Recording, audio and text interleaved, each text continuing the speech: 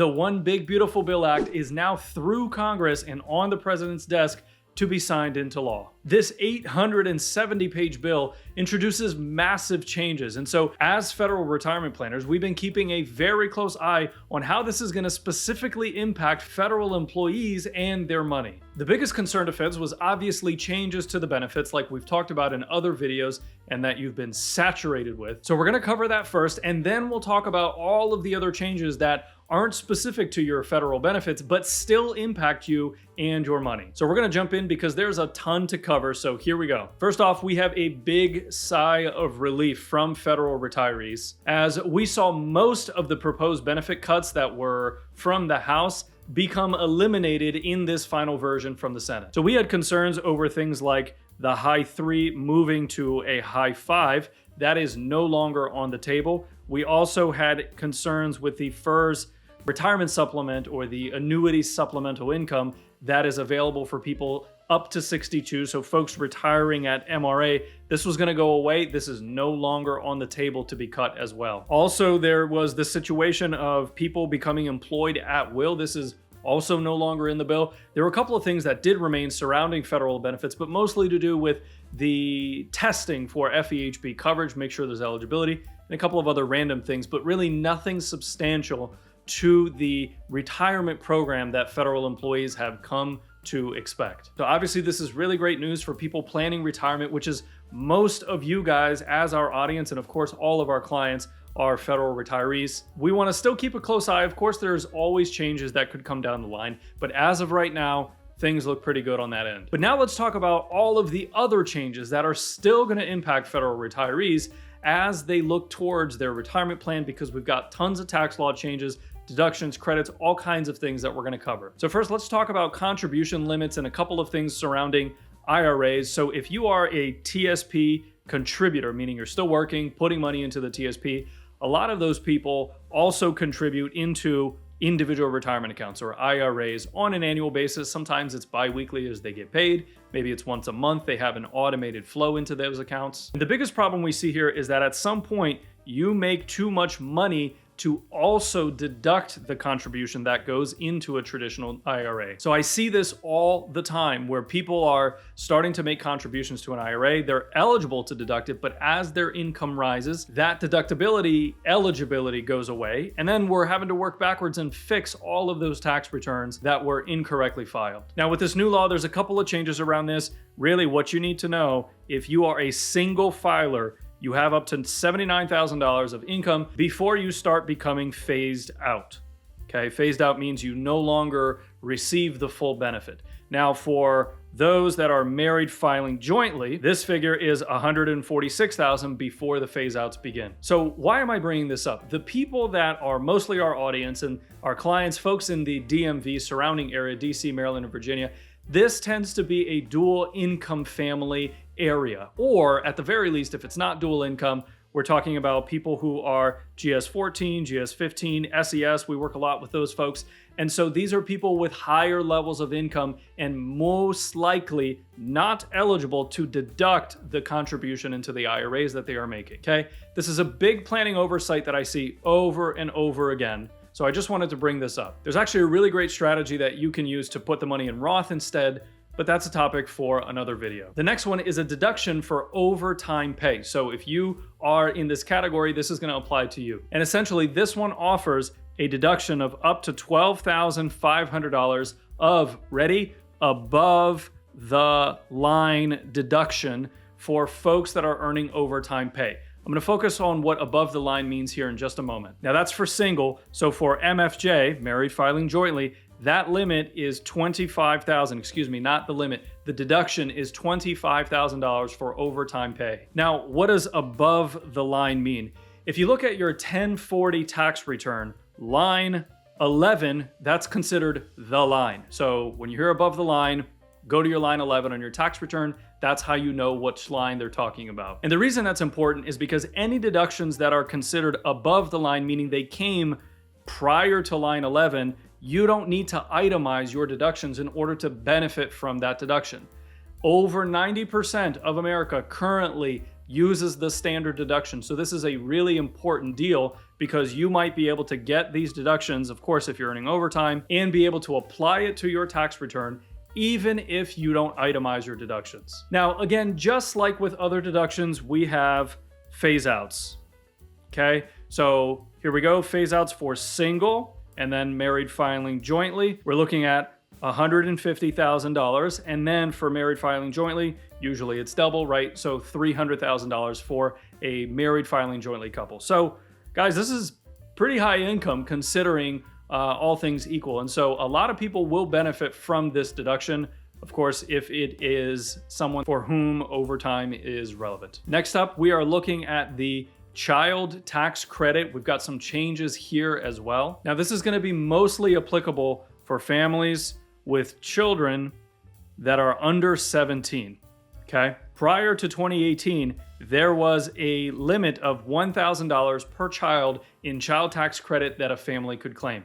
Then in 2018, we saw that number bump up to $2,000 temporarily, and now this new law bumps it up slightly to $2,200 and looks to make this permanent moving forward. So of course, this is not a huge benefit at all, but remember, it's a tax credit, not a deduction. So it's important to differentiate between those two. And of course, per child, and if you're a family and you have kids, you know every little bit counts when you are trying to pay for school and a variety of other things. Okay, in the next one, we have what they are dubbing the senior bonus deduction. This one is quite interesting, but what we're looking at is a $6,000 deduction for anyone that is 65 and older, as long as they are under the income threshold. Remember, deductions come with those phase outs and thresholds of income. So let's get into the details. Phase outs, okay, here we go. For single, and then of course for married filing jointly. Single filers, we are looking at $75,000 in your modified adjusted gross income. Folks, please note that this is your modified adjusted gross income.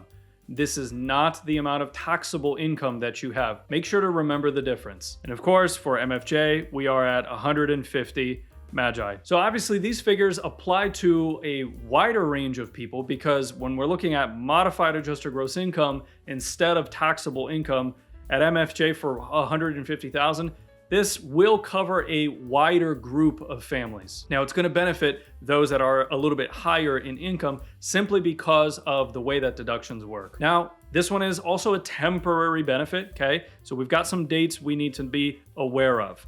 First is that this starts in 2025 and it's going to go through 2028. So a few years of this deduction that may be available to you. Now, this senior bonus is essentially a compromise between Congress so that they, in lieu of eliminating taxation on Social Security, had something to put in its place. So the Trump administration had been talking a lot about eliminating Social Security taxation, but of course, changes to Social Security are not allowed under a reconciliation bill, which is the kind of bill that we're talking about here. So essentially, this is what they came up with instead. Now, while it does provide some benefit to taxpayers on a temporary basis, there is a lot of controversy around what this might do to Social Security long term. Because remember, the group that's being impacted, mostly Social Security age. We know for a fact that Social Security is facing funding issues. At this point, it is not a rumor anymore. There is factual data that it is a problem. The Committee for Responsible Federal Budget estimates that this is going to slightly accelerate the depletion of the program, although not by a huge amount. And I want to just for a second address the elephant in the room, that is that Social Security may be going away altogether. The program is certainly not sustainable, to be sure. However, I need to address this issue that I see online a lot, and people really spreading around this fear that Social Security is just going to vaporize altogether. I'll start by saying this is highly improbable. Okay, obviously, stranger things have happened. Nothing is impossible these days. However, what is the likelihood of this to happen? The reality is that we've been here before. We've had changes to Social Security. Of course, it kind of has been just kicking the can down the line, but I would estimate that we're going to see more gradual changes, like increase to the full retirement age, possibly changes to the minimum retirement age. We may see a larger contribution from workers themselves. And of course, we may see a reduction of benefits themselves to retirees collecting Social Security benefits at some point. But to just right out say that they're going to cut Social Security and that's the end of it, that is very low probability in my view, at least not for the foreseeable future. Again, this is something that as retirement planners, we are very in tune with and consistently staying on top of the information that we have from our sources and our research, because this is a big impact to our clients, our audience as retirement planners. And so of course, we're going to be publishing more videos on this as new information comes out. So if you're not already subscribed to the channel, make sure you take a moment and do so right now. Okay, next up, we have a child savings account that is now being introduced into the system. And this one is mostly going to help younger families because it applies to kids that were born in 2025 through 2028. And so since most of our audience are folks that are planning retirement, I'm not going to spend too much time on this, but of course, many of you have children. So I wanted to at least touch this so that you were aware of it, and of course can help your kids become aware of this as well. All right, so here are the details. Ready? We've got a one-time contribution into this account by the federal government of $1,000, which is kind of nice. Parents can then contribute into this account up to $5,000 a year. And if an employer also wants to make a contribution, they can do $2,500. And the nice thing is, this is not going to count as income for the parents, so that's a nice benefit. The money is going to be invested in some form of US stock index fund, so over time we can expect that account to grow. And as it grows, it's going to be tax deferred, so there's no capital gains, dividends, or any income that you're going to owe taxes on along the way. So this is just like the TSP or an IRA or even a 529 account. And then of course, qualified withdrawals, qualified being the important word here, have long-term capital gains tax preference. Okay, so long-term capital gains tends to be a lower form of capital gains compared to ordinary income tax, which is salary, or money that comes out of distribution from retirement accounts, which is taxed just like a salary is. So all in all, this sounds very familiar to a 529 account, which is a college educational savings account. Of course, college 529 accounts, the withdrawals can be tax-free altogether if they are qualified. So little difference there. Although in the 529, you do have penalties if you don't use it for those qualified expenses. This is still all very new, so I suspect there's more information that we're going to have on this as the months go on. Okay, we also have this really interesting one, which is a car loan interest deduction that's going to be present for people now. Now, this one's pretty small because it only applies to the interest that you pay on a car loan, which for most families is, maybe $2,000 a year, $4,000 a year, something like that in total interest. And that's the amount that gets deducted from your taxes. And of course, to figure out what the tax benefit is, you would take the deduction amount, let's say $4,000 of interest, you multiply that by your marginal tax rate, which is defined as the tax percentage of the next dollar of income that you would earn. So usually like 22%, 24%, something like that. And that essentially equals your tax savings. Okay, this is how we would figure that out. So obviously we're looking at, I don't know, maybe $500 a year in tax savings. So it's not a huge benefit, but I suppose every dollar counts. Now, folks, just remember, when you're trying to calculate this one for yourself, you're looking at your marginal tax rate, not your effective tax rate. The next one we're looking at today is the electric vehicle and clean energy tax credits. So again, the difference between a deduction and a tax credit. Credit is straight, goes towards your liability of taxes, kind of like a coupon of sorts or a gift card. It's probably a better way of looking at it. So this one is something that people may be more familiar with because currently we had up to $7,500 in a tax credit for those that were buying or leasing a new electric vehicle, or it was $4,000 if it was a used vehicle. Now, this is going to be disappearing after September 2025. So we're probably going to see a whole lot of people going after EVs at this point, try and still capture that tax credit because this will be going away. We also have some additional benefits going away. Credits that are designed to give you benefits on things like more efficient windows and doors and heat pumps, things of that nature. Those two are going to be going away at the end of the year. Now, this next one is fairly interesting for a select group of families, and this is the SALT deduction. So we've got some changes to the state and local tax deduction. In the business, we just call it SALT. And so in short, federal employees can essentially get a deduction for taxes that they already paid as state income tax or local tax or something like that. The IRS essentially recognizes that you've already done that and gives you a credit towards your federal taxes. Prior to 2018, there was essentially an unlimited amount of SALT deduction that someone could take. In 2018, they introduced a limit of $10,000. So that capped the SALT deduction for many families. And that's currently the law that we were under through this year, except that's going to change now as we move to this new tax code. The bill is now increasing, so 2025 onward, it's increasing it to $40,000 SALT deduction limit. Now, it's important that this applies to anyone with an income of less than $500,000. Okay, so we start to look at alternative minimum tax and AMT and all kinds of other stuff for folks that are in higher tax brackets, but anyone who is over $500,000 in income, which is realistically not very many federal employees for the most part, unless one of the family members is a really high earner. So most federal employees will qualify for this higher limit of SALT deduction. But of course, what is the caveat? The caveat is you have to itemize your deductions. Okay, so remember, earlier we talked about the idea of an above the line deduction. This is not an above the line deduction. This is a below the line deduction, which means you must itemize to benefit from this deduction. Now, why is that a challenge? Well, because the standard deduction for single filers this year is $15,000. For married filing jointly is $30,000. This new law actually increases it just a little bit, but you see that it's kind of hard to have more than $30,000 of deductions to then also apply the SALT deduction on top.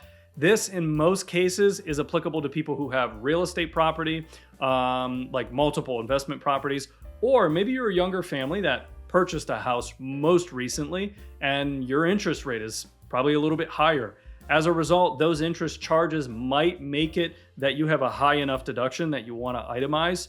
Okay, this is something that you should be talking with your financial planner, with your tax preparer. Although TurboTax and a lot of those softwares do typically help you figure out whether it makes better sense to itemize or take the standard deduction. Just don't rely too heavily on those systems for that. They're not perfect in a lot of ways. Now, again, I bring this up because the highest concentration of itemizers or people who use the SALT deduction are in the DMV, District of Columbia, DC, Maryland, Virginia, California, and Utah, I think, are also in that list according to CNBC. So a lot of our clientele, a lot of our audience. So I wanted to make sure that I brought this up because it will be beneficial for some folks. All right, the next ones are ones that are not very likely to impact our audience members, but I still thought it was really important for me to share so that you can know about what's going on, and of course, so that everyone can just be more informed about what's happening. The first is that we are seeing pretty substantial cuts to the Medicaid program. With some of these provisions, we also have some requirements that the beneficiaries must be working at least 80 hours or more. Some of these changes are going to start in 2026, okay? There are some exemptions for parents that have dependents or anyone that is 65 and over. The CBO does estimate, however, that about 8 million people are going to be impacted and possibly have reduced coverage and in some cases lost coverage for health insurance. So obviously this is something that can be challenging for a lot of families. Now, also we have SNAPs, or known as the food stamp program. This one's also seeing some changes, and mostly we're looking at the state having to pick up a lot of the aid requirements, and in cases if they don't have the funding, they may just not do anything at all. There's also some expanded work requirements. There's provisions that now limit this only to lawful residents and US citizens. And this one appears to have a bigger impact as CBPP estimates roughly 40 million people may be impacted in some way or another here. So this one does spread across a wide swath of people across America. So folks, that was a lot to cover, and I really zipped through a lot of this information so we could get through it in a timely manner. And so I suggest you go back and rewatch any of the sections that are applicable to your specific scenario. And also, let's make sure that we're circulating this video through the federal community so that everyone can really become aware about the changes and how they should be thinking about this for their own financial planning. If you're not subscribed yet, take a moment to do that right now. And until next time, stay wise and stay wealthy.